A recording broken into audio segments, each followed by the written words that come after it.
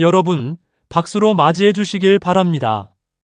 우리 회사의 최대 주주이신 최귀남님께서 이번 주주총회에 참석해 주셨습니다. 사회자가 우렁차게 소개하자 회사 임직원 모두가 자리에서 번쩍 일어나 박수를 쳤습니다. 그리고는 회사 창업자이자 이제는 명예회장으로 일선에서 물러난 김 회장이 반갑게 웃으며 악수를 청했습니다. 수십 년간 동고동락하는 사이가 된 최기남 선생님께서 이번 주주총회에 참석해 주시고 감사합니다. 그때였습니다. 누군가 주주총회 회의장에서 도망치듯 뒷문으로 빠져나갔습니다. 회의가 끝난 후 최기남은 김 회장과 담소를 나누다 아까 그 빠져나간 남자를 발견했습니다. 최기남은 그 남자를 가리키며 김 회장에게 얘기를 시작했습니다. 저 젊은 사람, 이 회사에 들어온 신입이라지요. 제가 신입사원까지는 다 알지 못합니다. 자네 이번에 입사한 건가? 네, 그렇습니다, 회장님. 최기남은 입술을 꼭 다문 채 그 남자를 한 번 더 바라보더니 차분하지만 묵직하게 말을 이어갔습니다. 저 신입사원은 인성이 좀 별로인 것 같습니다. 직원 한 명이 회사를 망치는 데는 그리 오래 걸리지 않더라고요. 안녕하세요. 지난밤은 어떻게 보내셨나요?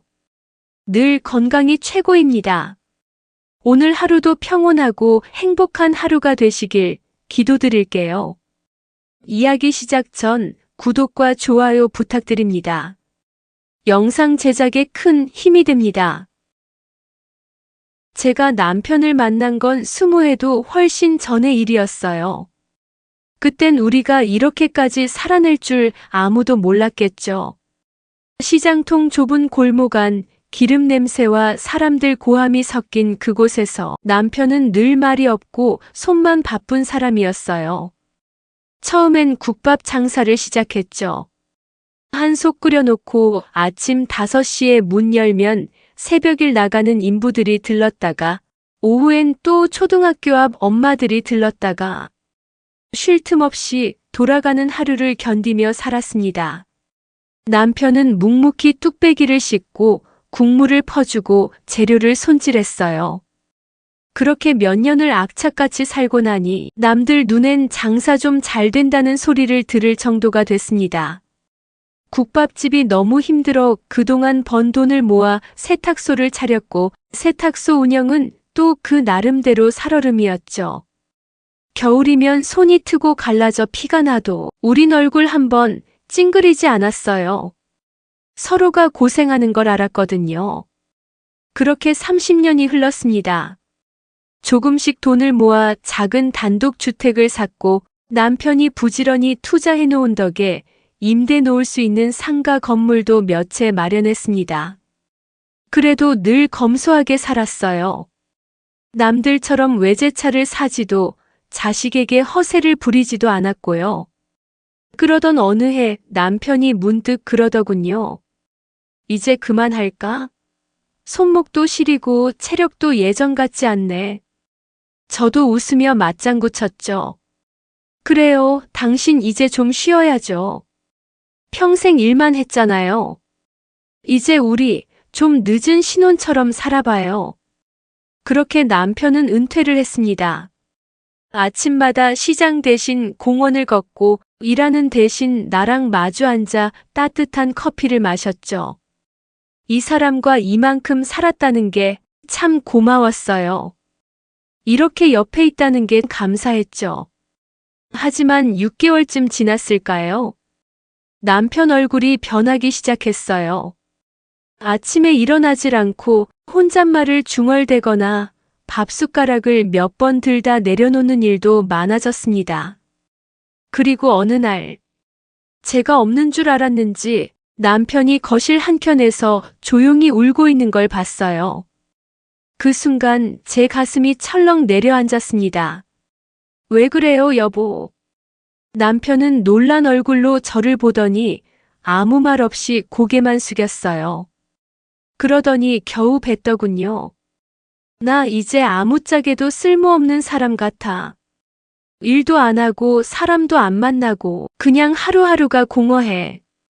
그 말에 저는 눈물이 왈칵 쏟아졌습니다. 이토록 성실히 살아온 사람이 이제는 쓸모가 없다니요. 결국 병원에 갔습니다. 의사는 말했어요. 우울증입니다. 가장 좋은 건 간단한 소일거리라도 다시 시작하시는 겁니다.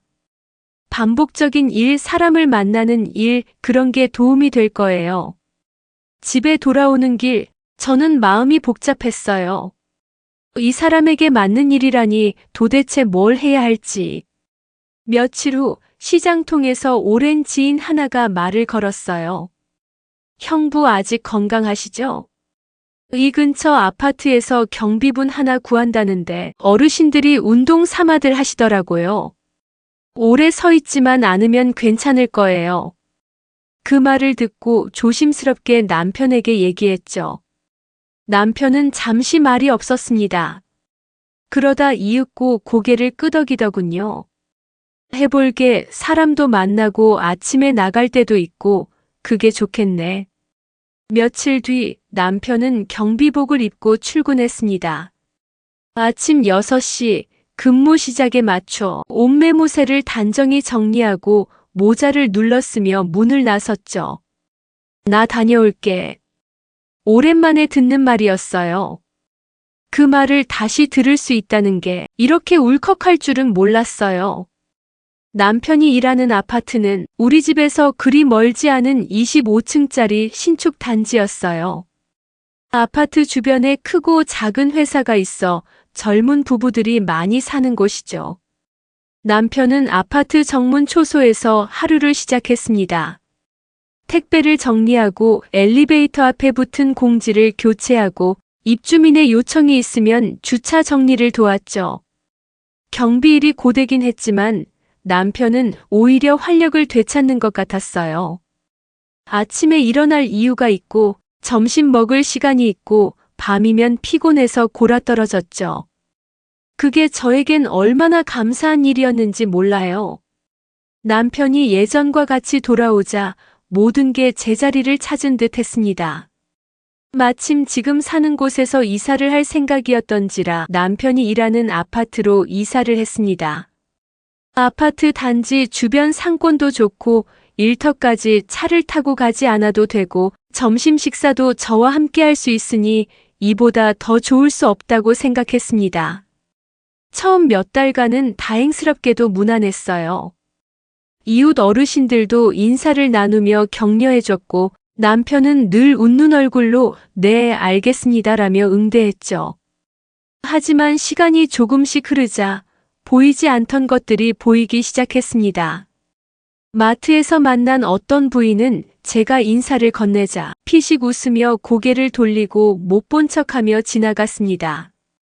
엘리베이터에 함께 탔던 젊은 부부는 아예 인사를 피하거나 속닥속닥 제 뒷담화를 했습니다. 그 경비 아줌마래. 에이, 진짜야? 그래서 옷차림이 저런 거구나. 아무 말도 하지 않았지만 그 소리는 제 가슴을 도려냈어요. 그 사람들은 몰라요. 제가 누구고 우리 부부가 어떻게 살아왔는지.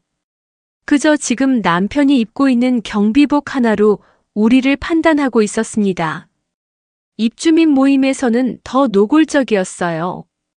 동네 어르신들 중 몇 분이 저를 흘겨보며 말했죠. 여긴 입주민끼리만 모이는 자리인데 경비 가족분이 여기 왜 오셨어요? 그 말이 끝났을 때 저는 자리를 박차고 나오고 싶었지만 그저 입을 꾹 다문 채 고개를 숙이고 앉아 있었어요. 집에 돌아와 식탁에 앉아 멍하니 있으니 남편이 물었습니다. 왜 그래? 무슨 일 있었어? 저는 웃었어요. 아니, 그냥 좀 피곤해서요. 남편이 그걸 알게 되면 일을 그만둔다고 할까봐 더는 말하지 않았습니다. 그러면 또다시 그 우울한 눈빛으로 돌아갈까봐 차마 말하지 못했습니다. 남편은 아무것도 모른 채 다음 날도 새벽같이 일어나 경비복을 입고 출근했습니다. 그날따라 남편이 모자를 고쳐 쓰는 손이 조금 떨리는 것 같아 보였어요. 저는 아무 말 없이 그 손을 잡아주었습니다. 그날 이후 저는 남편의 출근을 늘 복도에서 조용히 배웅했습니다. 다녀오세요. 그 인사 한마디에 제 마음속 걱정이 다 담겨 있었죠. 어느 날은 경비 초소까지 몰래 따라간 적도 있었어요. 남편이 어떻게 일하는지 궁금해서요. 멀리서 지켜보니 남편은 정말 말 그대로 묵묵하게 일하고 있었습니다. 택배차가 도착하면 박스를 정리하고 쓰레기 수거차가 올 시간에는 단지 내를 한 바퀴 돌며 이상이 없는지 확인했어요. 누가 뭐라 하지 않아도 스스로 움직이는 모습이 저에겐 참 고맙고도 대견했어요. 그런데 사람들은 그걸 잘 안 봐요. 그저 경비니까 일하는 사람이니까 툴툴거리며 지시하고 무시하고 어떨 땐 말조차 걸지 않죠. 제가 늘 복도에서 마주치는 3층 젊은 부부 중 남편이 하루는 내게 이렇게 말했어요. 아줌마 경비 아저씨 아내시죠? 저번에 우리 와이프가 택배 박스 들고 가는 거 보고도 안 도와줬다던데 안 시켜도 알아서 분리수거장에 들고 가줄 수 있잖아요. 입주민을 알아서 도와야 하는 거 아니에요? 그 말을 듣고는 정말 말문이 막혔어요. 남편은 그날 늦게 퇴근했어요. 저는 조용히 수건에 물을 적셔 그의 손을 닦아주었습니다. 손등은 거칠하고 거칠었고 눈가에는 피곤이 쌓여 있었죠. 힘들죠? 그렇게 묻자 남편은 고개를 저었어요. 힘든 건 아닌데 사람 취급 못 받는 느낌이 가끔. 그 말에 저는 다시 마음이 무너졌습니다. 그럼 그만둘까요? 제가 그렇게 말하자 남편은 이내 손을 흔들었어요. 아니, 아직은 괜찮아. 사람들 다 그렇지 뭐. 그냥 난 내가 할 수 있는 거 하다 보면 그들도 언젠가는 보게 되겠지. 그 말에 저는 더 이상 아무 말도 하지 않았습니다. 그저 그 사람이 더 이상 아프지 않고 무너지지 않길 바랐어요. 이 사람은 내가 아는 누구보다 성실하고 정직하고 착한 사람입니다. 그런 사람이 세상의 기준에 의해 깎이고 낮춰지고 무시당하는 걸 보는 건 참을 수 없이 서럽고 아픈 일이었습니다. 하지만 저는 아직 믿고 있어요. 이 세상 어딘가에는 사람을 직업이 아니라 사람 그 자체로 봐주는 눈이 남아있기를. 그리고 언젠가는 지금 이 경비복을 입은 그 사람의 진짜 모습을 누군가 알아봐 줄 날이 오리라 믿어요. 남편이 경비복을 입고 처음 아파트를 오가던 날이 아직도 또렷하게 기억납니다. 처음엔 어색했던 옷차림도 점점 익숙해졌고 출근길에 다녀올게라는 인사를 다시 듣게 됐을 땐 그 한마디가 그렇게 반가울 수가 없었어요. 하지만 어느 날 저는 우연히 그 사람의 진짜 하루를 들여다보게 됐습니다. 시장에 갔다가 돌아오는 길이었어요. 가방을 두 손에 들고 아파트 복도를 걷다가 분리수거장 앞에서 남편이 음식물통을 맨손으로 닫고 있는 걸 봤습니다.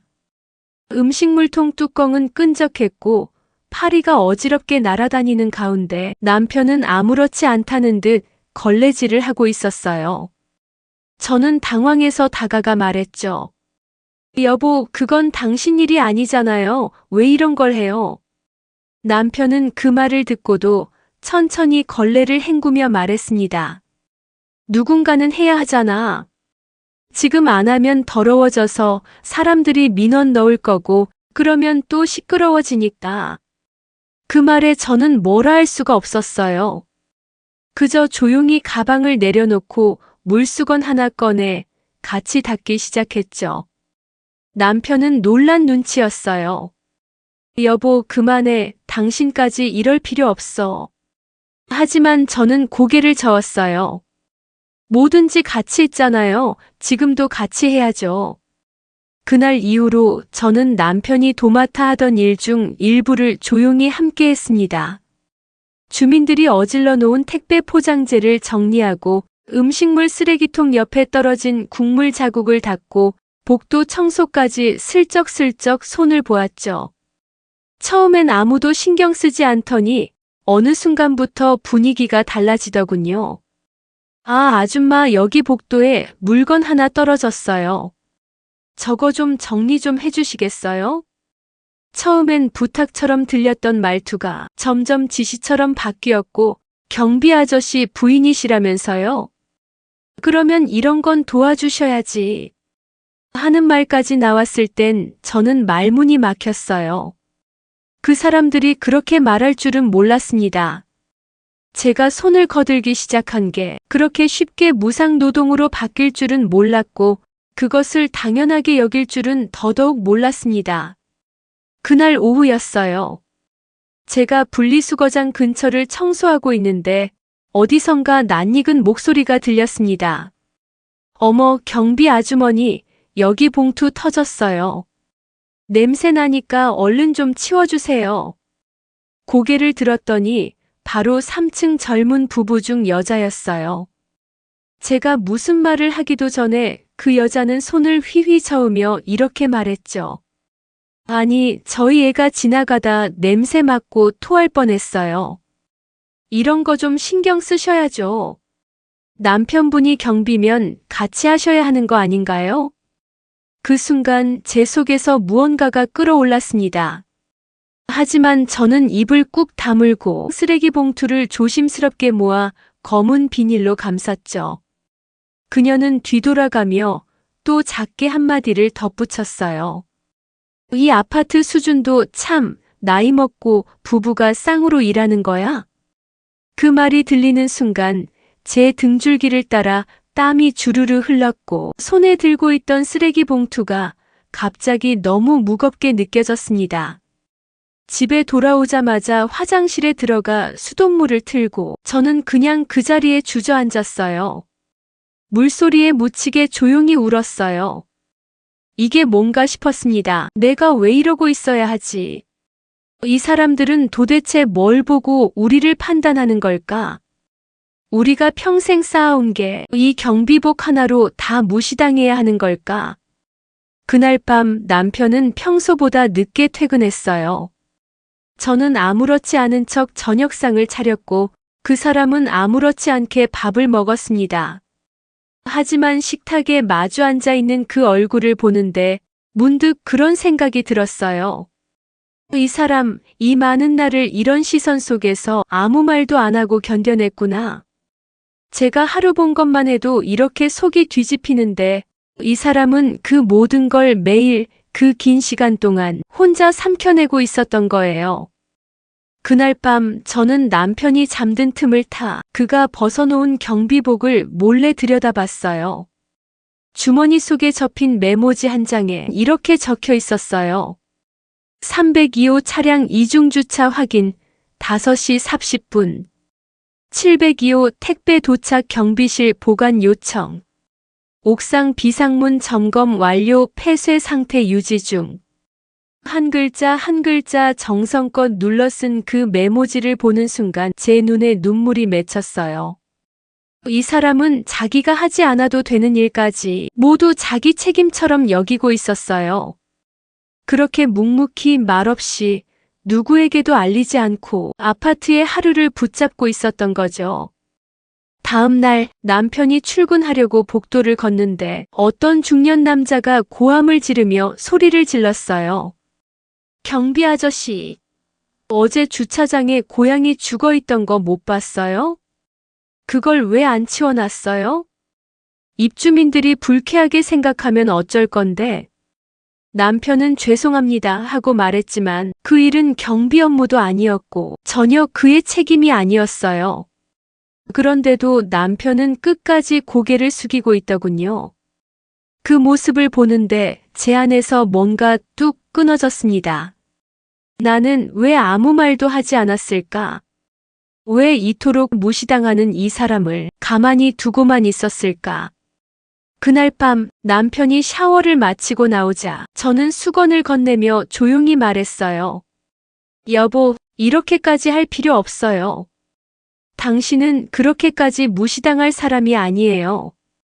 남편은 잠시 멈칫하더니 수건을 받고 고개를 숙이며 말했어요. 그래도 이 일하면서 내가 다시 살아있는 것 같았어. 아침에 일어날 이유가 있으니까 쓸모 있다는 느낌. 그게 고마웠어. 그 말을 듣는 순간 제 심장이 덜컥 내려앉았어요. 그토록 당연하게 여겼던 하루하루가 이 사람에겐 목숨 같은 의지였구나. 하지만 저는 이제 가만히 있을 수 없을 것 같았습니다. 이 사람은 누군가의 함부로 대할 대상이 아니에요. 누구보다 성실히 살아온 저의 남편입니다. 그날 아침 해는 유난히 늦게 떠올랐습니다. 겨울로 접어드는 초입의 아침 공기에는 습기가 묻어 있었고 아파트 단지 안은 바스락거리는 낙엽 소리만 가득했죠. 저는 그날도 습관처럼 창문을 열어 바깥 공기를 들이마셨습니다. 남편은 이미 출근한 지 2시간쯤 되었을 시간이었고 저는 따뜻한 물 한 잔을 들고 창가에 서 있었습니다. 그런데 저 멀리서 주차장 방향에서 낯선 말소리가 들려왔어요. 아저씨, 7시 반인데 아직도 차 안 빼놨어요? 날카롭고 익숙한 목소리였어요. 3층 젊은 부부, 그중 남편의 말투였습니다. 내가 이중 주차해놨으면 시간 맞춰 빼주셔야죠. 지금 시동도 안 걸려 있잖아요. 저는 순간 숨이 멎는 줄 알았습니다. 뛰쳐나가야 할지, 그냥 모른 척해야 할지, 창문 틈 사이로 몸을 살짝 기울여 아래를 내려다보았습니다. 남편이 경비복을 입은 채 낮은 자세로 그 젊은 남자 앞에 서 있었습니다. 한 손엔 차키, 다른 손엔 커피가 담긴 스테인리스 텀블러가 들려 있었고 남편은 굳은 얼굴로 죄송합니다를 반복하고 있었습니다. 그리고요, 예열해두시라고 몇 번 말씀드렸죠? 7시 반 전에 시동 걸어두고 기다리시라니까요. 그 말에 남편이 고개를 숙이며 말했습니다. 죄송합니다. 오늘은 다른 차량 먼저 처리하다 보니 그만. 젊은 남자는 고개를 절레절레 흔들며 차 안으로 들어가며 덧붙였죠. 이게 한두 번도 아니고. 내일은 꼭 부탁드릴게요, 경비 아저씨.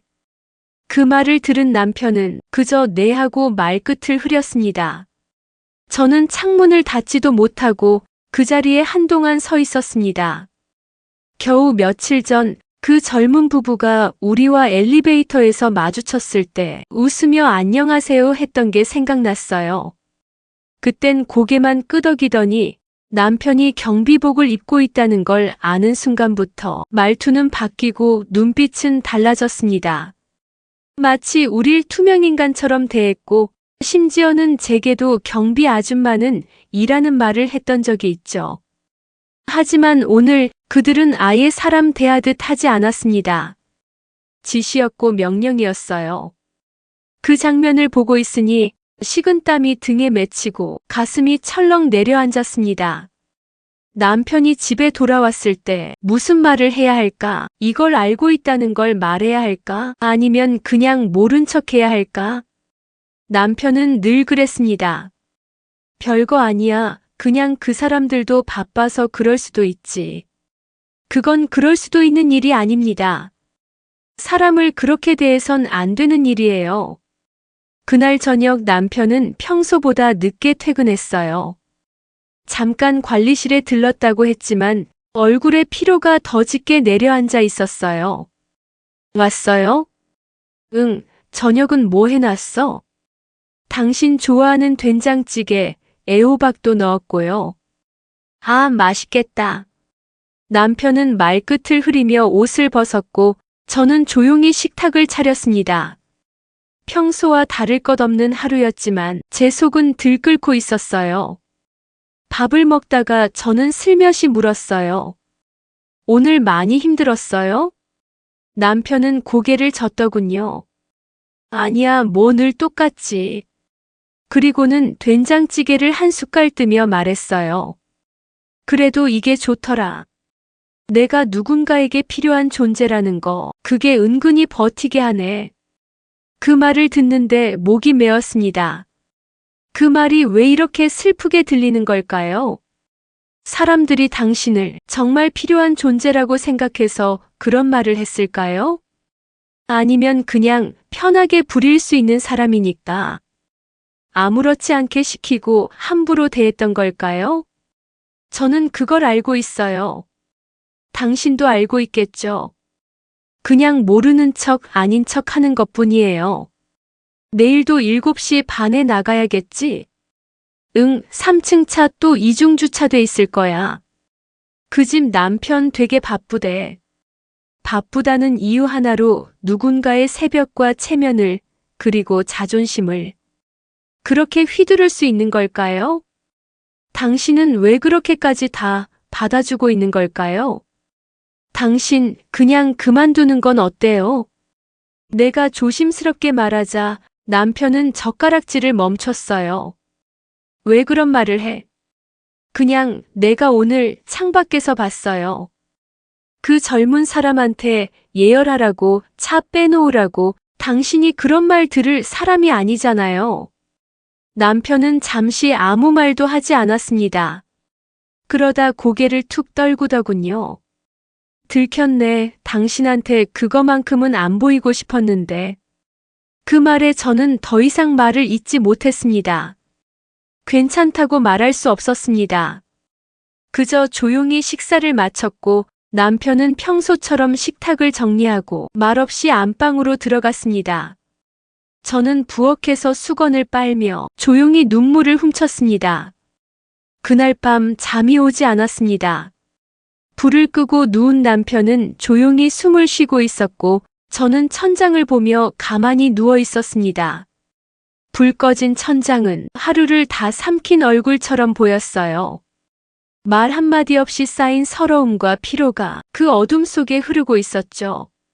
사람은 언제 가장 서러운 걸까? 문득 그런 생각이 들었습니다. 나는 지금 이 순간이 가장 서러웠어요. 그 어떤 말도 할 수 없고 누구에게도 하소연할 수 없고 내가 사랑하는 사람이 모욕당하는 걸 봐도 아무것도 할 수 없을 때 그게 가장 서러웠습니다. 다음 날 남편은 평소보다 더 이른 시간에 일어났습니다. 조용히 세수를 하고 경비복 셔츠에 다림질을 한 뒤 구두를 신었어요. 오늘은 차량 점검하는 날이라 좀 일찍 나가려고. 응, 나가서 조심히 다녀와요. 저는 현관까지 따라가 슬리퍼를 정리해 주었고 남편은 문을 열기 전 잠시 제 눈을 마주 보았습니다. 오늘 하루도 잘 버티고 올게.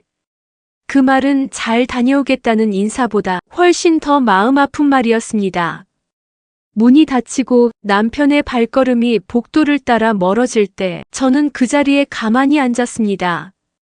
그 사람은 오늘도 참고 버티고 넘기고 오겠지요. 하지만 저는 이제부터 그 모든 걸 지켜보며 참는 사람으로만 남고 싶지 않았습니다. 이제는 똑같이 함께 서야 할 것 같았어요. 그 앞에, 그 옆에, 그 사람의 방패가 되어야 할 것 같았습니다. 눈을 감으면 그 젊은 남자가 건네던 싸늘한 말투가 떠오릅니다. 예열은 꼭 해두시라니까요. 시간 맞춰요. 나는 그 순간을 잊지 않을 겁니다. 그게 이 사람의 하루였고 이제는 내 하루이기도 하니까요. 수요일 아침 날씨가 잔뜩 흐려 있었습니다. 전날 내린 비로 바닥은 아직 축축했고 아파트 단지 앞 도로는 가로수에서 떨어진 낙엽들로 미끄러웠어요. 저는 일찍 일어나 딸네 집에 잠시 다녀오려고 준비를 하고 있었죠. 그때였어요. 현관문을 나서려는 찰나 남편이 전화기를 붙들고 통화하는 소리가 들렸습니다. 목소리가 아주 작고 조심스러웠습니다. 네, 모둠순대요. 허파는 빼고요. 아, 예, 10,000원어치 경비실에 두면 되죠? 저는 순간 잘못 들었나 했습니다. 순대, 허파는 빼고. 이상했어요. 남편은 전화를 끊고 나와 조용히 외투를 챙기더군요.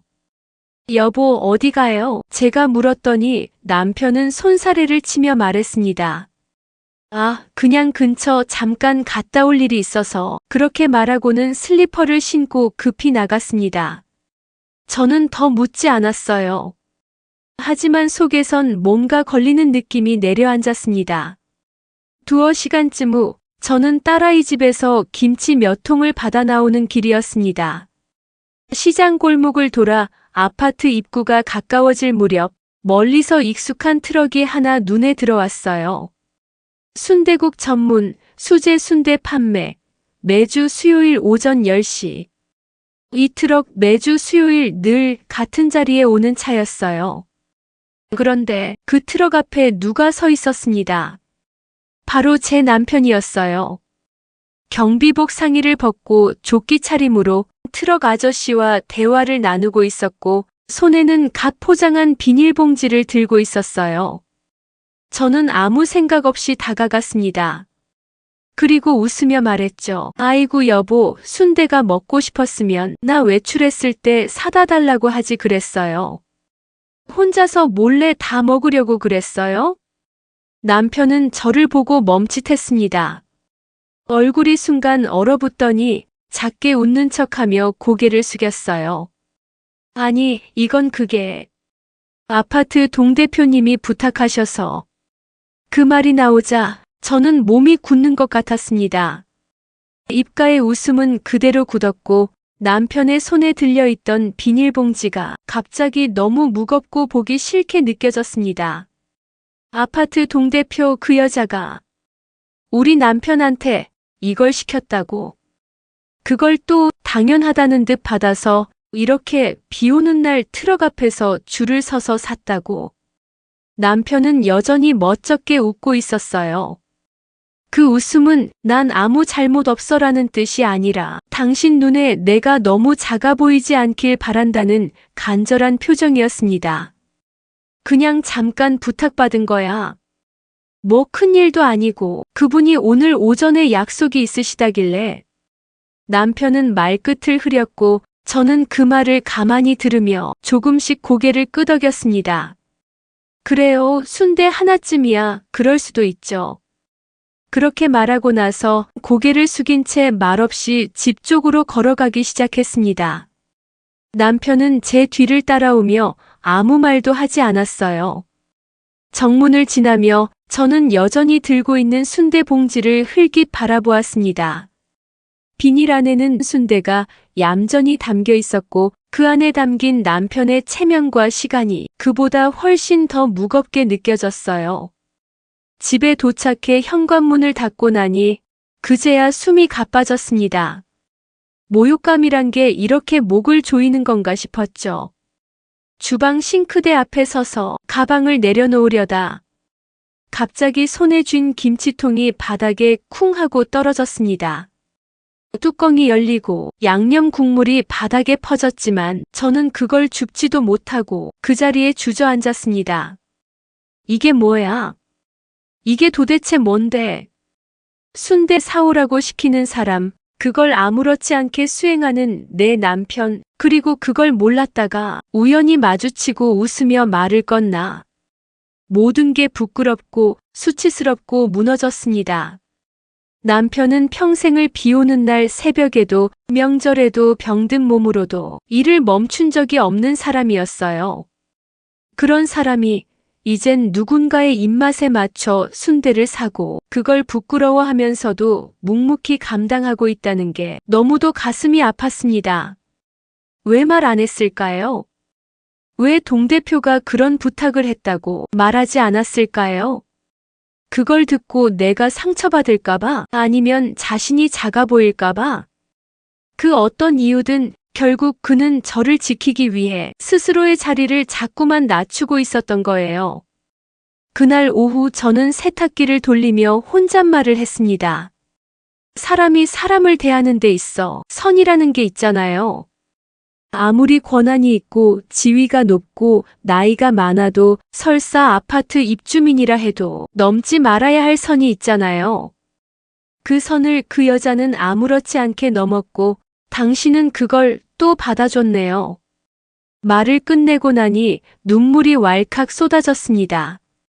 이건 그냥 서러움이 아니었어요. 무시당한 삶의 무게에 대한 깊은 절망이었습니다. 그날 밤 남편은 평소보다 더 조용했어요. 저녁을 먹고도 말수가 줄었고 TV를 켜두었지만 시선은 화면을 향해 있지 않았어요. 식탁 옆 창문에 기대 앉은 모습은 그냥 그렇게 앉아있기 위해 있는 것 같았죠. 저는 식탁을 정리하며 물었어요. 여보, 아파트 동대표님은 그런 거 자주 부탁해요? 남편은 눈을 피하며 고개를 끄덕였습니다. 가끔 뭐 이런저런 거. 무거운 택배도 받아다 드린 적 있고, 반찬 가게에서 반찬 찾으러 간 적도 있고, 그냥 어려운 건 아니니까. 그 말에 제 손에 들려있던 그릇이 멈칫했습니다. 반찬 가게, 택배. 이건 단순한 심부름이 아니었습니다. 이건 누군가의 편리함을 위해 다른 누군가의 시간을 아무렇지 않게 갈아 넣는 거였고, 그 대상이 바로 내 남편이었다는 게 숨막히게 다가왔습니다. 그래서요, 당신은 그게 괜찮았어요? 남편은 한참을 말없이 앉아 있다가 천천히 고개를 들고 저를 보며 말했습니다. 괜찮진 않았어. 근데 나보다 더 어려운 경비들도 있는데 그 사람들도 다 그렇게 하니까 나라도 뭐 달라야 하나 싶었지. 그래도 당신은 말을 잇지 못했습니다. 내가 그 누구보다 존경하고 같이 살아온 그 사람이 지금 그렇게까지 낮아져 있다는 게 저를 무너뜨리고 있었어요. 그날 밤 잠든 남편의 손을 살며시 잡았습니다. 거칠고 단단한 손, 평생을 일로 일궈낸 손이었어요. 그 손이 이젠 다른 누군가의 요구를 받아들이기 위한 도구로 쓰이고 있다는 게 미치도록 슬펐습니다. 나는 더는 이 사람을 그렇게 두고 볼 수 없을 것 같았습니다. 이제는 뭔가 해야겠다는 생각이 내 안에서 고개를 들고 있었어요. 세상이 우리를 그저 경비라는 이름으로 부르고 하찮게 여기고 함부로 시키고 무시해도 된다고 믿는다면 나는 그 세상 앞에 남편을 위해 목소리를 내야겠다는 다짐을 했습니다.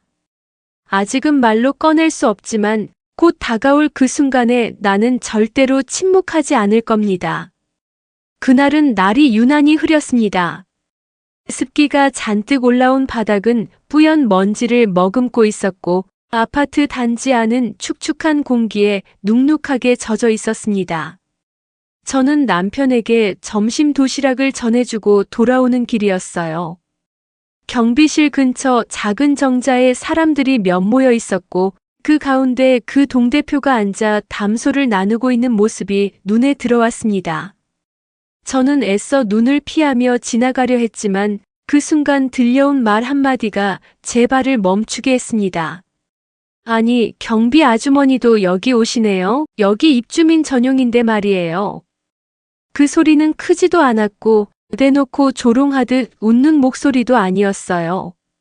하지만 그 말투엔 분명한 의도가 담겨 있었죠. 주변에 있던 사람들 몇몇이 저를 힐끔 쳐다보며 피식 웃는 사람도 있었고 어색하게 시선을 돌리는 사람도 있었습니다.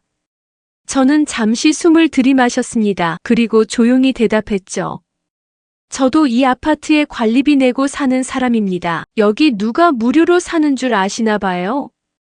그 여자는 당황한 표정 하나 없이 웃으며 말했습니다. 아이고, 오해는 마세요.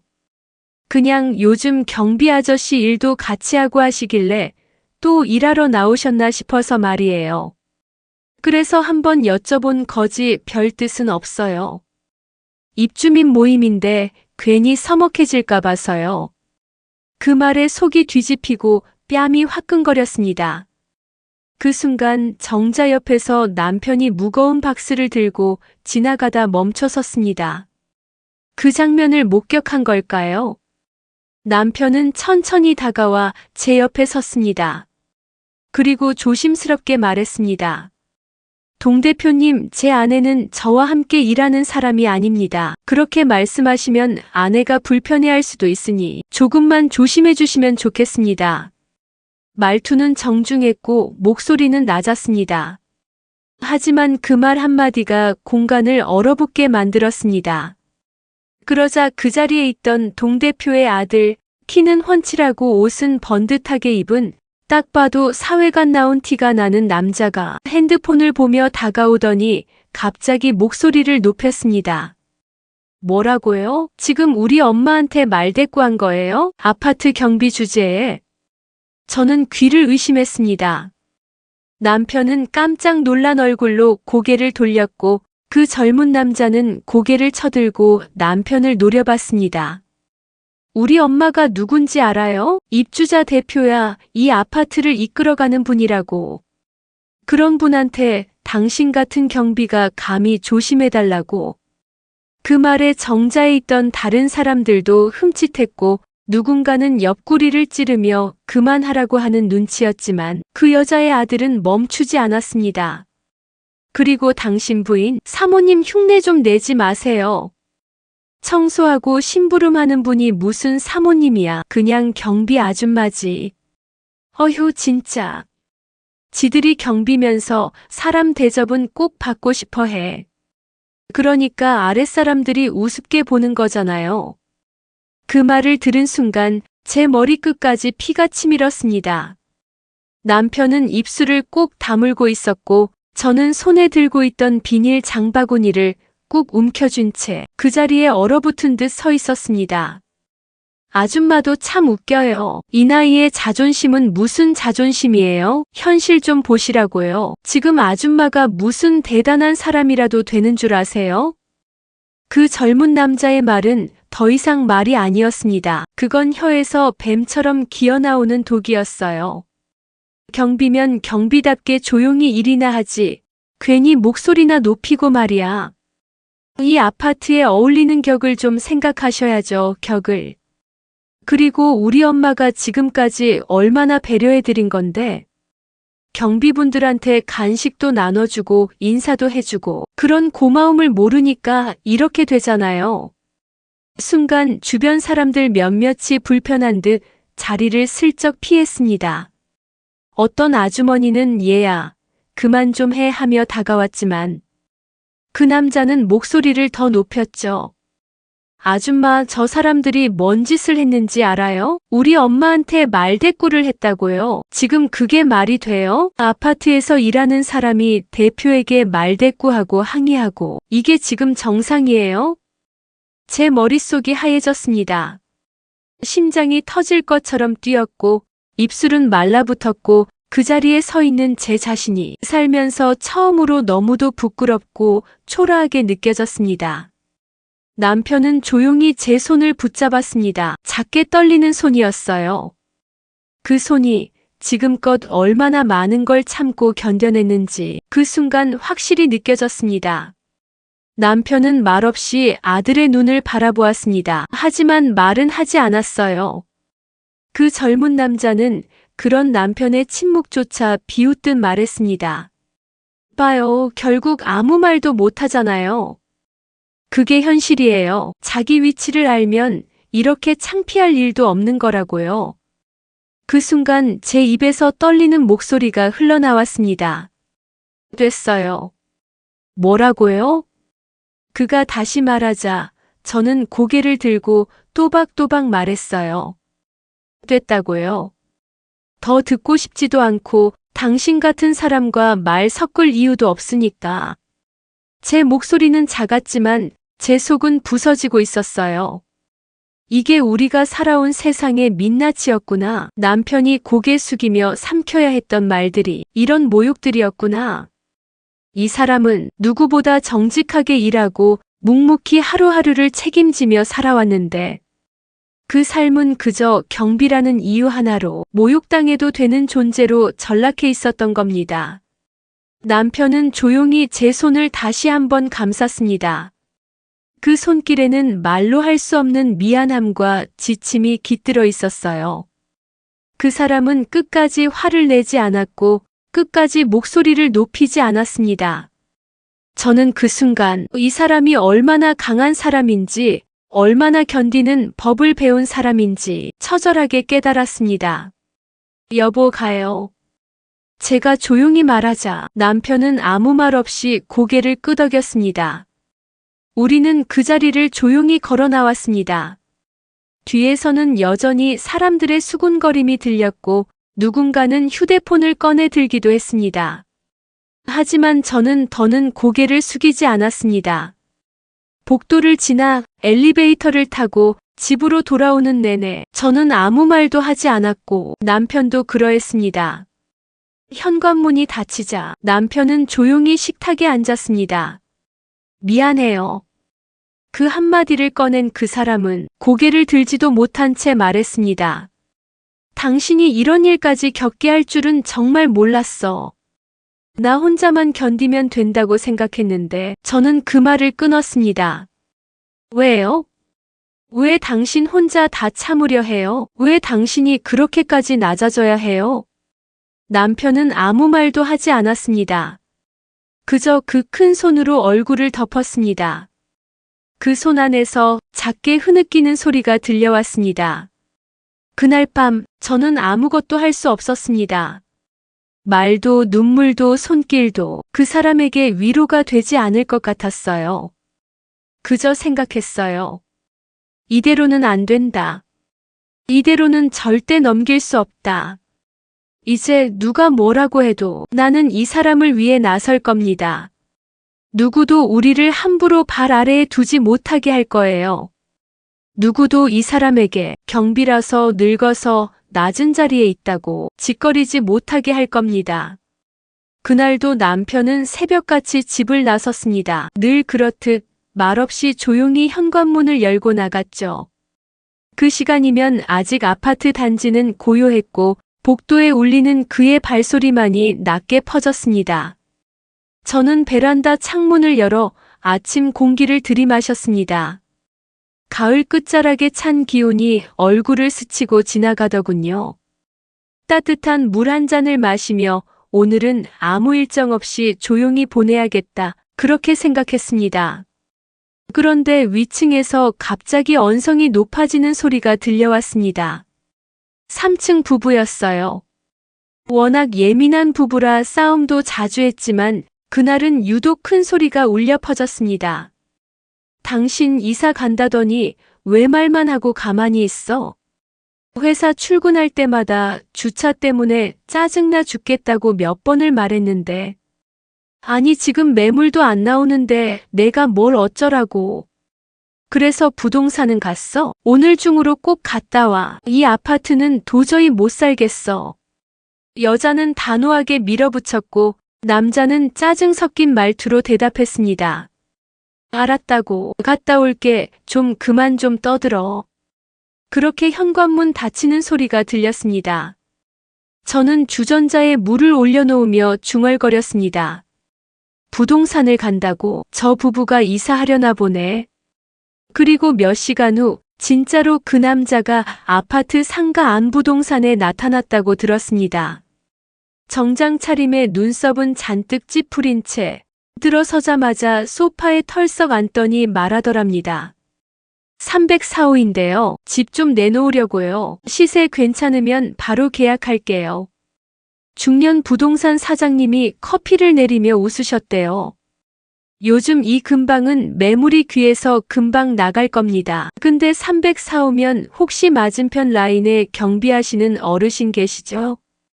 예. 그 아저씨요? 그 어르신이 이 상가 건물 주인이세요. 네. 남자가 어리둥절해 하니까 사장님이 무심하게 덧붙이셨대요. 이 골목 상가 2채랑 주택도 2채 있으세요. 제가 알기로는 은퇴하고 심심하다고 경비일 시작하셨다고 하더라고요. 네. 진짜요? 그 남자의 얼굴이 굳어졌다고 했습니다. 잔뜩 체한 표정으로 더 이상 아무 말도 못했답니다. 그날 계약은 하지도 못하고 명함 하나만 챙긴 채 나갔다고 들었습니다. 그날 저녁 남편은 여느 날처럼 복도를 정리하다 우연히 그 남자와 마주쳤습니다. 안녕하십니까? 그 남자가 말끝을 흐리며 고개를 푹 숙이더군요. 남편은 평소처럼 예, 안녕하세요 하고 담담히 인사했습니다. 저는 그날 저녁 남편에게 물었습니다. 여보, 오늘 무슨 일 있었어요? 왜 물어? 3층 남자가 당신한테 인사를 그렇게 낮은 자세로 할 사람이 아니잖아. 남편은 고개를 끄덕이며 슬쩍 웃었습니다. 뭐 그런 일도 있지. 그 말 끝에 저는 괜히 뭉클한 감정이 올라왔습니다. 그 사람은 아무것도 말하지 않았습니다.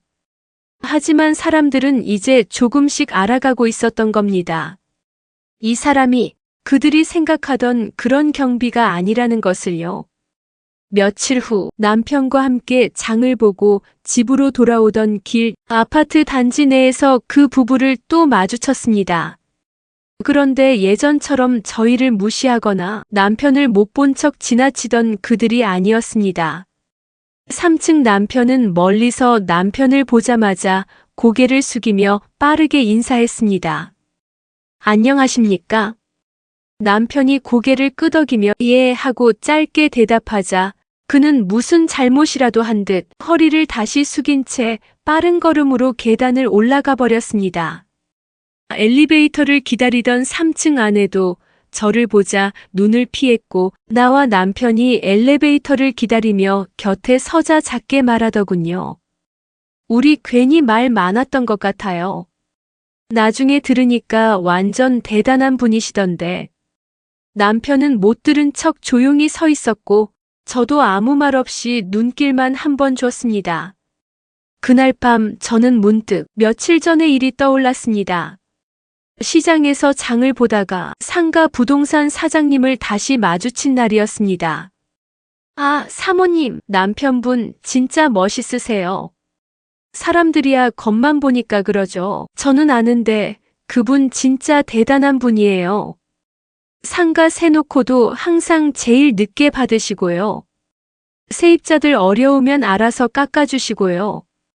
그 말을 듣는 순간 저는 마음 한구석이 뜨거워졌습니다. 남편이 어떤 사람인지 저는 알고 있었습니다. 그런데 그걸 다른 사람이 말해주는 걸 들으니 왜 그렇게 눈물이 핑 돌았는지 모르겠습니다. 그 후부터 아파트 단지 안에서 남편을 대하는 사람들의 태도는 조금씩 달라졌습니다. 엘리베이터에서 먼저 인사를 건네는 사람이 생겼고 누구는 요즘도 새벽마다 나오시죠? 하며 말을 붙였습니다. 예전 같았으면 그런 사람들은 남편을 그냥 경비라고만 불렀을 겁니다. 하지만 지금은 그 경비라는 단어를 조심스럽게 꺼내는 느낌이었습니다. 저는 남편을 보며 생각했습니다. 이 사람은 굳이 자랑하지 않아도 사람들이 알아보게 만드는 사람이라는 걸요. 그리고 그게 얼마나 존경스러운 일인지 말이에요. 며칠 전 남편은 아파트 단지 쓰레기 분리수거장에서 자기가 들고 가려던 박스를 누가 대신 집어들어 줬다며 조용히 웃으면서 얘기했습니다.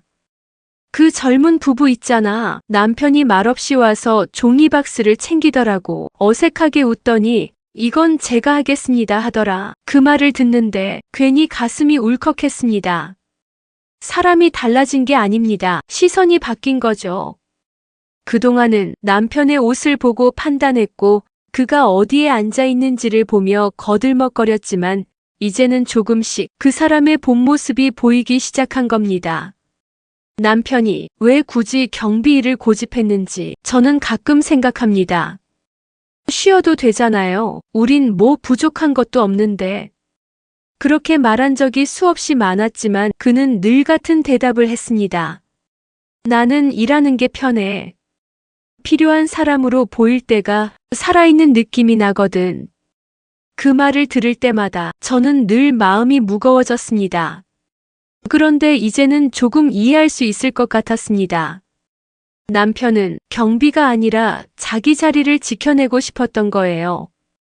평생을 일해서 모은 돈이 있어도 집과 건물이 있어도 그건 그 사람 인생의 전부가 아니니까요. 남편은 묵묵히 조용히 자기 방식대로 살아온 사람입니다. 사람들이 뭐라 하든 허리를 굽히지 않고 비굴하지 않게 그러면서도 목에 힘주지 않고 살아왔습니다. 저는 그런 남편이 정말 자랑스럽습니다. 그 사람이 입고 있는 경비복은 누군가에게는 하찮아 보일 수 있겠지만 저한테는 그 어떤 정장보다도 값진 옷처럼 느껴집니다. 이제는 남편이 어떤 사람인지 세상도 조금씩 알아주기 시작한 것 같아서 저는 매일이 조금은 위로가 됩니다. 그리고 누군가가 다시 함부로 대하려 한다면 이번엔 제가 먼저 나설 겁니다. 이 사람은 제 남편입니다. 그리고 누구보다 고귀한 삶을 살아온 사람입니다. 라고요. 며칠 전 아파트 단지에 이상하리만치 조용한 날이 있었습니다. 바람도 잠잠했고 사람들의 말소리도 낮게 깔렸습니다. 그날따라 남편의 발걸음도 가벼워 보였습니다. 이상하다 싶었지만 저는 조용히 미소만 지었습니다. 그날 저녁 동네에서 조용히 떠도는 소문 하나가 제 귀에 들어왔습니다. 그 동대표 아들 회사에서 크게 당했다더라. 처음엔 그냥 지나치려 했지만 크게 당했다는 표현이 자꾸 마음에 걸렸습니다. 뭔가 이상했습니다. 그러다 이틀 뒤 시장에 나갔다가 오래 알고 지내던 정육점 아주머니께 좀 더 구체적인 이야기를 듣게 되었습니다. 자기 집 아저씨 있잖아요. 그 아파트 동대표 아들이 다니는 회사에 자기 아저씨가 최대 주주였다던데. 주주총회에서 정식으로 소개됐다지 뭐야. 순간 제 손에 들려있던 봉투가 축 늘어졌습니다. 그게 무슨 말씀이세요? 진짜라니까. 그날 회장이랑 악수하고 소개받는데 그 집 아들이 신입사원이라 물이랑 테이블 세팅하고 있었대. 거기서 딱 마주쳤대. 자기 집 아저씨. 아니, 사모님 남편분 말이야. 그분이 그 회사 최대 주주라던데 주식만 수십억어치 가지고 계신다며. 어쩜 그렇게 나한테는 말도 안 해주고 자기 집 그렇게 부잔데 왜 경비 일을 해요? 가슴이 철렁 내려앉았습니다. 그 얘기를 듣고 머릿속에 가장 먼저 떠오른 건 남편이 아니라 아파트 동대표 그 여자의 얼굴이었습니다.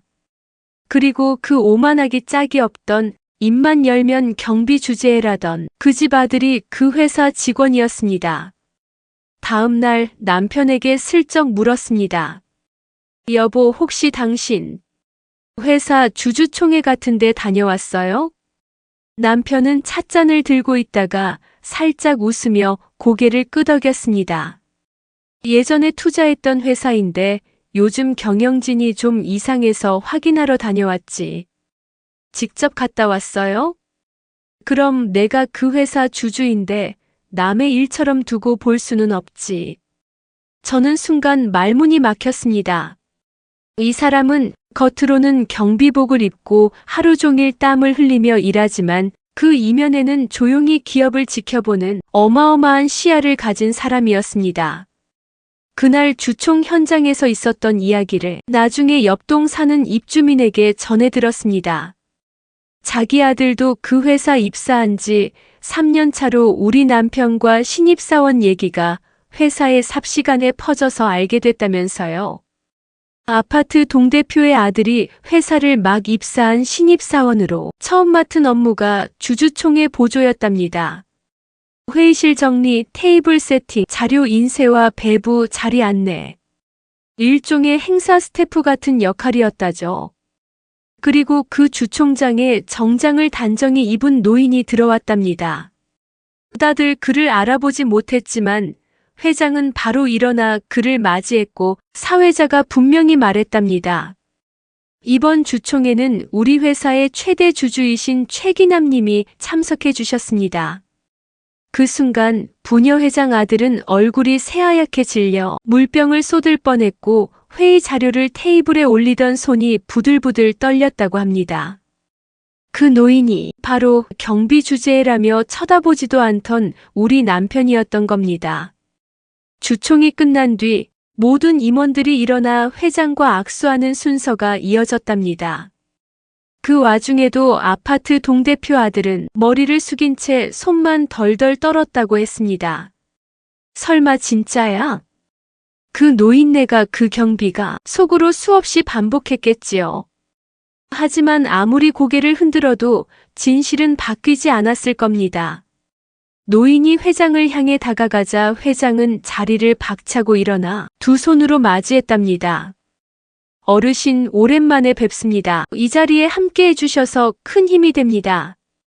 이젠 현장도 잘 모르고 몸도 예전 같지 않아 자주 못 오겠네요. 그래도 회의 때마다 저희가 의식하고 있습니다. 어르신 의견 반영하는 것 직원들이 모두 알고 있습니다. 그 짧은 대화 한 줄 한 줄이 누군가에게는 천둥처럼 들렸을 겁니다. 회의가 끝난 뒤 동대표 아들은 문서 파일을 챙겨 행사장 뒷문으로 빠져나가려다 엘리베이터 앞에서 딱 마주치고 말았답니다. 경비복이 아닌 깔끔한 회색 양복을 입은 그 사람, 저희 남편이 그 앞에 조용히 서 있었답니다. 어르아, 아니 그게... 아들은 말을 더듬으며 고개를 숙이려 했지만 남편은 그를 뚫어지게 바라봤답니다. 잠시 후 회장이 뒤따라 나왔고 남편이 회장에게 조용히 말했답니다. 저 젊은 사람, 이 회사에 들어온 신입이라지요? 제가 신입사원까지는 다 알지 못합니다. 자네 이번에 입사한 건가? 네, 그렇습니다, 회장님. 남편은 입술을 꼭 다문 채 동대표 아들을 한 번 더 바라보더니 저 신입사원은 인성이 좀 별로인 것 같습니다. 직원 한 명이 회사를 망치는 데는 그리 오래 걸리지 않더라고요. 회장은 아무 말 없이 고개를 끄덕였고 남편은 짧게 회장에게 인사하고 그 자리를 떠났답니다. 그리고 그 다음 날 아파트 동대표의 아들은 바로 회사에서 해고 통보를 받았습니다. 본인에 대한 태도와 평판 문제로 내부적으로 더는 동료들과 함께할 수 없다는 통보였고 해고 사유는 근무 태도와 인성 문제로 적시되었다고 합니다. 게다가 회장이 직접 지시한 건이라 동종업계 어디에서도 정보가 공유되었답니다. 그 사람은 절대 쓰지 마. 신뢰 부족에 인성 문제까지 있다더라. 이런 말들이 한번 돌아서 사라지지 않는다는 건 저도 잘 알고 있었습니다. 며칠 후 그 아들이 아파트 단지에 들어오는 모습은 완전히 딴 사람 같았습니다. 어깨는 축 처져 있었고 고개는 땅에 박힌 듯 떨어질 줄을 몰랐습니다. 남편과 마주칠까봐 매번 뒤를 돌아보며 조심조심 걷더군요. 사람을 무시하던 눈빛이 이젠 두려움과 수치심으로 가득 차 있었습니다. 그날 밤 남편은 평소와 다름없이 늦게 들어와 구두를 조용히 벗고 거실로 들어왔습니다. 저는 주방에서 설거지를 마치고 부엌 수건을 걸어두며 물었습니다. 당신 무슨 말 했어요? 남편은 물도 마시지 않은 채 의자에 가만히 앉아 있었습니다. 그 동대표 아들 그 회사에서 잘렸대요. 조용한 침묵이 흐른 뒤 남편은 한참 만에 입을 열었습니다. 내가 한 건 딱 한마디였어. 뭐라고? 회장한테 인성이 별로인 직원이 들어왔다고 하던데 회사 앞날이 걱정됩니다. 그렇게 말했어. 저는 젖은 손을 수건으로 닦으며 멈춰 섰습니다. 그 말, 그 사람이 평생 못 잊겠네. 남편은 담담하게 말했습니다. 그 아이가 앞으로 더 중요한 회사를 다니게 될 수도 있고 다시는 사람을 무시하지 않게 될 수도 있겠지. 어떻게 보면 잘된 일이야. 그 말에 저는 고개를 끄덕이면서도 가슴 한구석이 시큰했습니다. 남편은 단 한 번도 누구를 향해 고함을 치거나 욕설을 하거나 속 시원한 복수 같은 걸 하지 않았습니다. 하지만 그 단정하고 조용한 말 한마디가 그 사람의 인생을 바꿔놓았다는 걸 저는 누구보다 잘 알고 있습니다. 며칠 후 단지 내 벤치에 앉아있던 동대표와 마주쳤습니다. 그녀는 저를 보고도 아무 말하지 않고 그냥 고개를 푹 숙인 채 앉아 있었죠. 그 곁에 서 있던 아들도 불쑥 일어나 그대로 단지를 빠져나가 버렸습니다. 저는 그녀 옆을 지나며 조용히 한마디 했습니다. 사람을 너무 오래 밟고 살면 언젠가 그 사람이 밟히는 날도 옵니다. 그녀는 아무 말도 못했습니다. 지금껏 그렇게 많은 사람들을 무시하고 자신보다 약하다고 여긴 이들을 하대해온 결과가 그대로 돌아온 것뿐이라는 걸 본인도 알고 있었겠지요. 집에 돌아오니 남편이 마당에서 고무장갑을 끼고 화분을 정리하고 있었습니다. 저는 그 모습을 보며 조용히 뒷모습에 대고 말했습니다. 당신은 정말 멋있는 사람이야. 남편은 고개도 돌리지 않은 채 작게 웃었습니다. 우리가 살아온 시간, 그게 다 말보다 크니까. 그 말이 지금까지 이 모든 시간을 정리해주는 문장 같았습니다. 그날은 햇살이 유난히 맑고 따뜻했습니다. 현관 창 너머로 들어오는 볕에 커튼이 살랑이고 화분에 물을 주던 남편은 오랜만에 길게 하품을 했습니다. 저는 조용히 커피를 내리고 있었죠. 이제 우리 집은 조용하고 평화롭습니다. 적어도 겉보기에는 그랬습니다. 초인종 소리가 울린 순간 저는 주방 쪽에서 몸을 돌렸습니다. 누구지? 평일 낮에 남편도 의아한 얼굴로 대문 앞을 향해 천천히 걸어갔습니다. 영상 인터폰 화면에는 조금 수척해진 얼굴의 아파트 동대표 그 여자가 서 있었습니다. 양손에 비닐봉지 하나 그리고 작은 봉투 하나를 들고 있었죠. 여보, 그 사람이야. 제가 조용히 말하자 남편은 말없이 현관문을 열었습니다. 죄송해요. 갑자기 찾아와서. 그녀는 문턱에 서서 목소리를 낮춘 채 고개를 숙였습니다. 남편은 아무 말 없이 문을 살짝 열어 안으로 들어오라고 손짓했습니다. 그녀는 조심스레 신발을 벗고 거실 한켠에 앉았습니다. 그 모습이 이전의 아파트 정자에서 사람들을 모아 경비는 관리 대상이다 운운하던 그 사람이라곤 믿기지 않을 만큼 작아져 있었습니다. 저 사정 좀 얘기할게요. 그녀는 조용히 꺼낸 말에서부터 벌써 울먹이고 있었습니다. 우리 애가 그날 이후로 회사에서 바로 잘렸어요. 남편은 조용히 묻지도 말하지도 않았습니다. 그저 천천히 커피잔을 들어 올렸습니다. 회장이 직접 지시한 거라 어디 가도 다시는 못 들어간다더라고요. 저희 애가 그런 성격이라 말은 험하게 했지만 그런 식으로 짓밟힐 정도로 나쁜 애는 아니에요.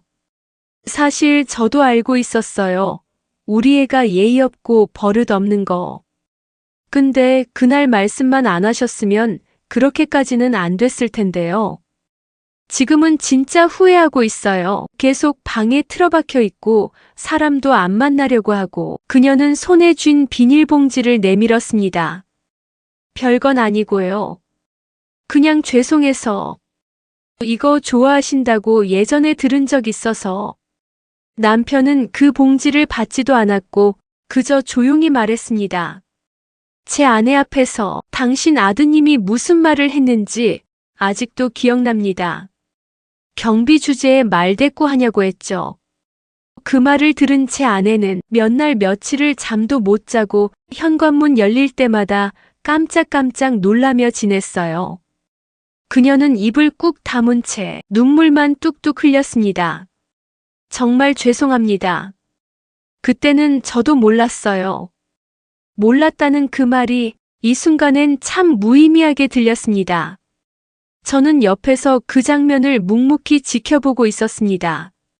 남편이 무슨 말을 할지, 그 여자가 어떤 표정으로 들을지 이미 그려지는 그림이었지만 막상 현실에서 마주하니 가슴 어딘가가 다시 먹먹해졌습니다. 동대표는 봉투까지 꺼내 책상 위에 올려두었습니다. 이건 정말 죄송해서 받아주세요. 의사님, 아니 선생님. 그 말 한마디가 어찌나 듣기 민망하던지요. 그토록 사람 위에 군림하려 들던 입에서 선생님이라는 말이 나오는 걸 보니 인간은 결국 본인이 처한 자리에 따라 얼마든지 말투도 표정도 몸짓도 바뀌는구나 싶었습니다. 남편은 봉투를 밀어놓고 천천히 고개를 저었습니다. 저는 그렇게까지 마음에 두고 있지 않았습니다. 하지만 제 아내는 다릅니다. 그 순간 그녀의 시선이 저를 향했습니다. 저는 그녀를 바라봤습니다. 아무 말도 하지 않고 오랜 시간 쌓아온 감정을 꾹 누른 채로요. 한참을 그러고 있다가 제가 먼저 입을 열었습니다. 당신 아들이 저한테 뭐라고 했는지 기억나요?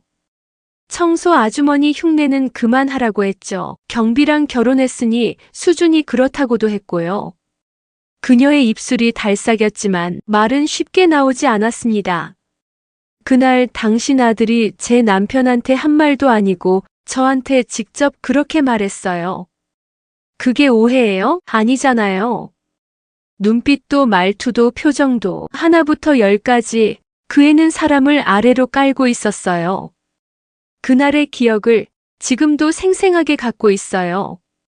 당신 아들이 우리에게 한 일, 이건 사과 한마디, 봉투 하나로 끝날 일이 아닙니다. 제 목소리는 조용했지만 그 방 안 공기를 단단하게 눌러버린 것 같았습니다. 그녀는 얼굴을 들지 못한 채 입술을 떨고 있었습니다. 동 대표는 결국 두 손으로 얼굴을 감쌌습니다. 그 얇은 어깨가 들썩이고 숨죽인 흐느낌이 거실 안을 맴돌았습니다. 저는 그 모습을 지켜보며 차가운 커피 잔을 가만히 쥐고 있었습니다. 한때는 이 여자가 우리에게 명령하듯 시키고 경비는 이래야 한다. 부인은 조용히 있어야 한다고 거침없이 내뱉던 그 사람이었는데 지금은 우리 앞에서 울고 있었습니다. 그 장면이 안쓰러웠냐고요? 아니요. 저는 그 순간 조금도 마음이 흔들리지 않았습니다. 남편이 조용히 일어나 책상 위 봉투와 비닐봉지를 다시 그녀 앞으로 밀었습니다. 우린 이거 받을 이유 없습니다. 그날 당신 아들이 내뱉은 말 한마디 한마디, 지금도 우리 부부에게는 상처로 남아 있어요. 회장님께 제가 드린 말씀은 사적인 복수가 아니라 회사의 미래를 위한 조언이었습니다. 그게 끝입니다. 말끝을 흐리는 것도 상대의 감정을 헤아리는 것도 없이 그냥 담백하게 끝냈습니다. 그녀는 봉투를 덥석 집어들며 고개를 들었습니다. 정말 어떻게 해도 안 되는 건가요? 저는 대답하지 않았습니다. 대신 남편이 먼저 말했습니다. 이 일로 다시 우리 집 문을 두드리지 마세요. 그 말은 마치 기계음처럼 정확하고 분명했습니다. 그녀는 비닐봉지를 가슴에 꼭 끌어안은 채 조용히 일어나 다시 신발을 신었습니다. 정말 죄송합니다. 제가 너무 몰랐어요. 그렇게 말을 남기고 현관문을 나섰습니다. 그녀의 발걸음은 무거웠고 그 뒷모습은 이제 예전에 오만하던 그 사람이 아니었습니다. 문이 닫히자 거실 안에는 조용한 숨소리만 남았습니다. 남편은 자리로 돌아와 다시 화분을 정리하려 일어섰습니다. 저는 소파에 앉아 조용히 창밖을 바라보며 입을 열었습니다. 그 사람들한테 우리가 얼마나 웃겨 보였을까? 경비복 입었다고, 손에 땀 묻었다고, 말없이 일한다고, 그게 그렇게 무시당할 일이었나? 남편은 대답하지 않았습니다. 그 대신 한마디만 조용히 했습니다. 우리만 알면 돼. 우리가 어떤 사람들인지. 그 말 한마디에 그동안 쌓여있던 응어리가 조금씩 풀리는 기분이 들었습니다. 이제야 진짜 끝이구나 싶었습니다. 저는 천천히 눈을 감고 마음을 내려놓았습니다. 아파트 동대표 모자는 그날 이후로 단지 내에서 얼굴을 보기가 어려워졌습니다. 엘리베이터에서도 분리수거장에서도 주차장에서도 말입니다. 사람들이 그러더군요. 갑자기 사람 자체가 싹 바뀌었다고요. 그 경비분이 아니 사장님이시라면서요. 그 사장님이란 호칭에 남편은 대꾸도 하지 않고 그저 평소처럼 예, 날씨 좋네요 하며 웃었습니다. 허세도 없고 굳이 설명하지도 않고 사람들에게 확인받으려 하지도 않는 모습. 그게 그 사람답습니다. 하지만 소문은 그렇게 어느 날부터 빠르게 번졌습니다. 경비분 무시하다가 그분이 회사 최대 주주였다는 사실 알고 나서 동대표 아들이 잘렸대. 아줌마는 갑질하다가 낙동강 오리알 됐다더라. 그래서 요즘 단지 안 돌아다니지도 않잖아. 그런 말들이 입에서 입으로 낮게 그러나 넓게 퍼져갔습니다. 그리고 그로부터 일주일쯤 지나 그 집 앞 복도에는 커다란 이삿짐 박스가 쌓이기 시작했습니다. 짐을 나르던 용달 기사님이 이웃에게 말하더랍니다. 갑자기 이사 가신다네요. 새벽 시간대에 나간다더라고요. 그 소식을 들은 날 밤 저는 남편과 함께 베란다 창에 서 있었습니다. 동대표 모자가 사는 집 베란다에 불이 꺼졌다가 다시 켜졌다가를 반복했습니다. 그 집의 문은 그날따라 문이 열릴 때마다 조심스럽고 닫힐 때마다 아주 조용했습니다. 저는 남편에게 조용히 말했습니다. 결국 떠나는구나. 남편은 말없이 고개를 끄덕였습니다. 저 사람들은 그냥 도망치는 거야. 잘못을 마주할 용기도 없는 사람들이지. 남편은 굳이 동의도 반박도 하지 않았습니다. 그저 조용히 창을 닫고 거실 불을 끌어 나갔습니다. 그 다음 날 아침 이웃 아주머니 한 분이 슬쩍 말을 걸었습니다. 그 집 결국 나갔네요? 네, 새벽에 조용히 나가셨어요. 남편분이 그 집 아들 회사에서 그런 위치일 줄 누가 알았겠어요. 다들 깜짝 놀랐을 거예요. 저는 조용히 웃으며 고개를 끄덕였습니다. 사람이든 상황이든 다 제자리를 찾아가게 되어 있더라고요. 그 말을 남기고 저는 장을 보러 걸음을 옮겼습니다. 그날따라 아파트 단지가 더 조용하고 햇살도 따뜻하게 느껴졌습니다. 며칠이 지나자 아파트 분위기가 확연히 달라졌습니다. 가끔 엘리베이터를 기다리고 있으면 예전엔 눈도 마주치지 않던 주민들이 고개를 깊게 숙이며 인사했습니다. 안녕하세요, 아저씨. 오늘도 고생 많으세요. 처음에는 그런 인사 하나하나가 조금 어색하게 느껴졌습니다. 그러나 시간이 흐르자 남편은 마치 늘 그랬던 것처럼 조용히 인사를 받고 또 웃으며 대답했습니다. 예, 좋은 하루 되세요. 감사합니다. 진심이 담긴 한마디였고 상대도 그것을 알았기에 다들 미묘하게 표정이 누그러졌습니다. 심지어 엘리베이터 안에서 어느 아주머니는 자기 아이에게 이렇게 말하더군요. 저분이 아파트에서 제일 존경받는 분이야. 인사 잘해야 돼. 그 말에 남편은 아무 말 없이 웃기만 했지만 저는 속으로 참 많은 감정이 오갔습니다. 사람이란 게 이렇게 간사한 건가 싶기도 했고, 그래도 이제라도 알아주는 게 고맙기도 했고, 한편으론 씁쓸하기도 했습니다. 그러던 어느 날 관리사무소 소장이 남편을 불렀습니다. 사무실 문을 열고 들어서니 소장은 책상에서 일어나 직접 남편에게 인사를 했다고 했습니다. 실은 그동안 제가 너무 몰랐던 것 같습니다. 동 대표님이 갑질하는 거 알면서도 저도 눈치 보느라 못 본 척 했습니다. 경비님들 힘들게 일하시는 거에 제대로 신경 못 쓴 것도 사실입니다. 정말 죄송합니다. 남편은 그 말을 듣고도 담담하게 고개만 끄덕였답니다. 그날 집에 돌아온 남편은 별일 아닌 듯 신발을 벗고 들어오며 얘기했습니다. 관리소장이 사과하더라. 저는 물끄러미 남편을 바라봤습니다. 그래서 뭐라 했어요?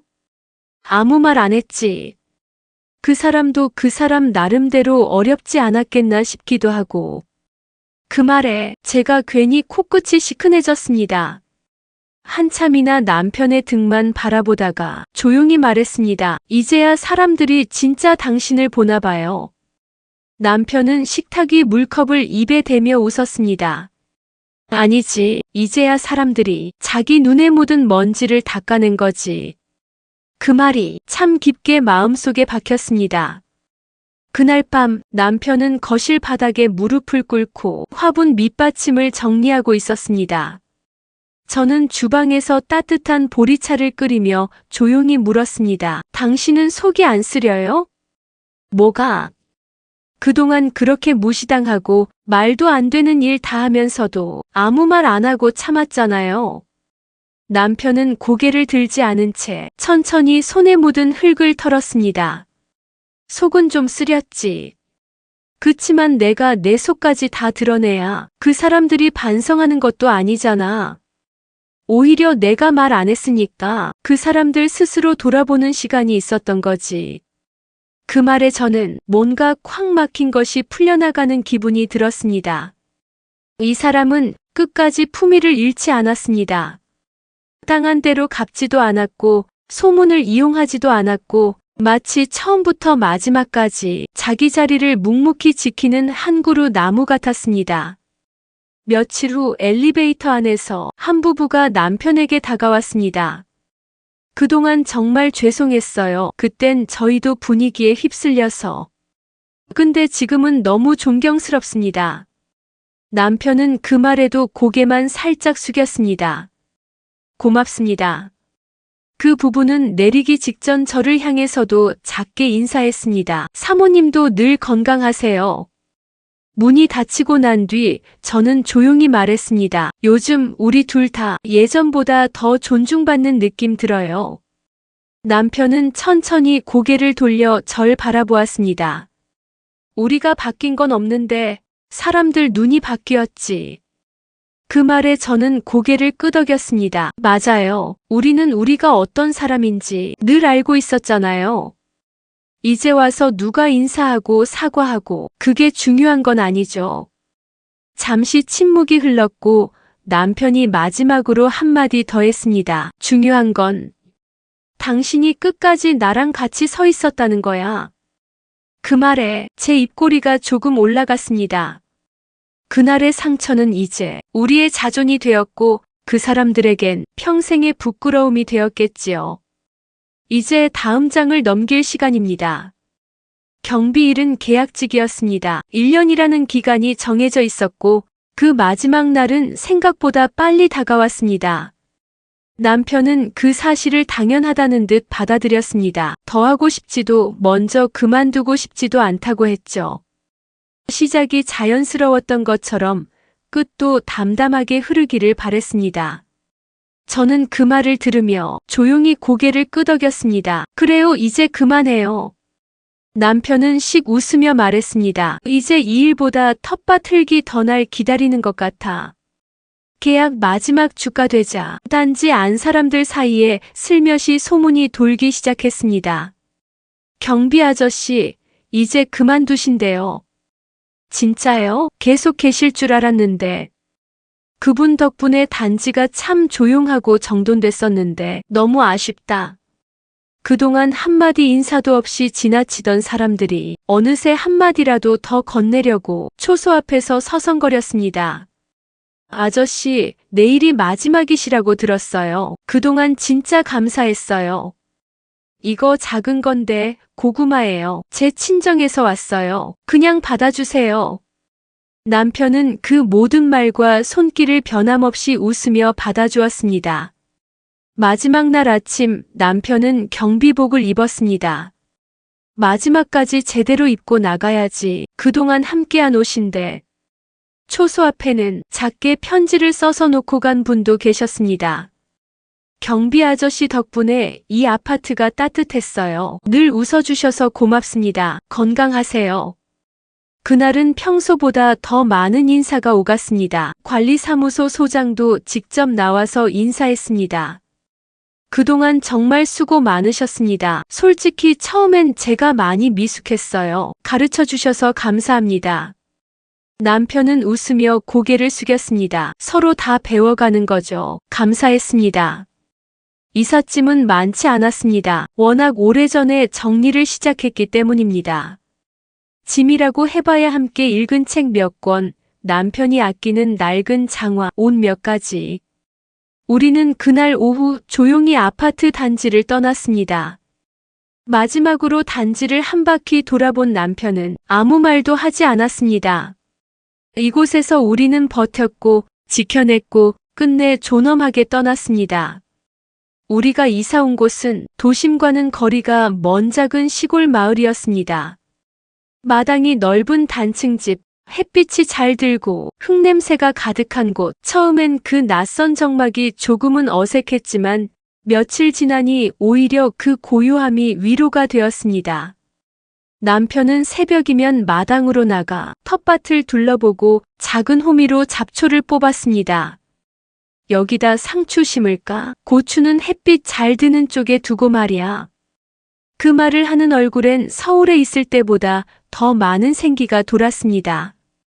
저는 그런 남편의 뒷모습을 보며 조용히 된장국을 끓이고 밥을 지었습니다. 점심시간이면 마을 할머니들이 호박이나 감자 한 상자씩 나누어 주셨고 저는 정성껏 만든 부침개로 보답을 했습니다. 서울서 오신 분 맞죠? 왜 이렇게 손이 빠르세요?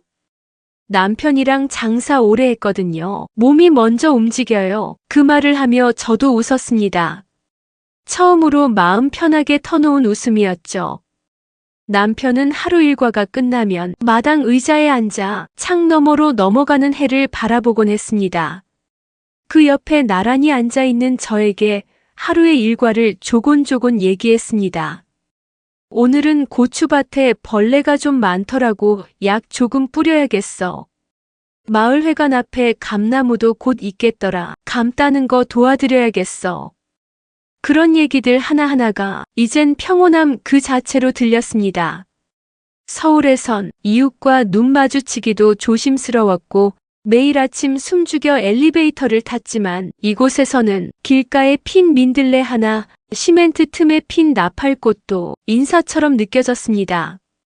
그리고 어느 일요일 딸이 손녀를 데리고 집에 왔습니다. 엄마, 아빠. 우리 예린이 왔네. 아이고 많이 컸다. 손녀는 마당을 뛰어다니다 할아버지 무릎 위로 올라가 앉았습니다. 할아버지 나 여기 있어도 돼? 그럼 할아버지 무릎은 원래 네 자리야. 저는 부엌에서 저녁상을 차리며 그 웃음소리에 고개를 돌렸습니다. 남편과 손녀가 마당에서 함께 웃고 있는 모습은 제가 오랫동안 꿈꾸던 그림이었습니다. 저녁상엔 된장찌개, 두부부침, 상추 겉절이, 들기름 묻힌 나물, 그리고 손녀가 좋아하는 감자조림이 올라갔습니다. 딸은 부엌에서 접시를 나르며 말했습니다. 엄마 여기 오니까 진짜 엄마 얼굴이 환해졌어. 그래 보여. 응, 예전엔 늘 뭔가 긴장한 얼굴이었는데 지금은 그냥 편안해 보여. 그 말을 들으며 저는 접시를 내려놓고 가만히 미소 지었습니다. 사람은 결국 제자리를 찾아야 숨을 쉬는 것 같더라. 우리가 너무 오래 우리 자리가 아닌 곳에서 버틴 거였지. 딸은 말없이 제 어깨를 감싸 안았습니다. 그 따뜻한 온기가 지금의 저를 만들어준 시간보다 훨씬 더 깊고 따뜻했습니다. 저녁을 먹고 손녀는 마당에서 공을 차고 남편은 조용히 조명 아래에서 감자를 다듬었습니다. 저는 마당 의자에 앉아 그 모든 장면을 가만히 눈에 담았습니다. 낮게 깔린 붉은 노을, 예쁜 솜사탕, 구름, 그리고 마당에 흐르는 평화로운 숨소리들. 예전엔 사람들의 말 한마디, 시선 하나에도 밤잠을 설쳤습니다. 남편이 경비복을 입고 나설 때마다 차라리 말리지 못한 내가 더 나쁜 사람 같았습니다. 그런데 지금은 그 시절이 전혀 부끄럽지 않습니다. 그 모든 순간을 견뎌냈기에 우리는 지금 여기 있을 수 있으니까요. 남편이 제 옆에 앉았습니다. 오늘 저녁 참 좋았어. 그러게요. 딸이랑 예린이 덕분에 하루가 더 짧게 느껴졌네요. 나는 지금이 참 좋아. 그 말에 저는 남편의 손등 위에 제 손을 포개었습니다. 그리고 속으로 조용히 말했습니다. 당신도 나도 누군가의 경비도 사장도 아닌 그저 우리로서 살아가는 지금 이게 진짜 인생이에요. 오늘 이야기가 마음에 드셨다면 구독과 좋아요, 알림 설정 부탁드립니다. 여러분들의 응원과 댓글이 정말 큰 힘이 됩니다.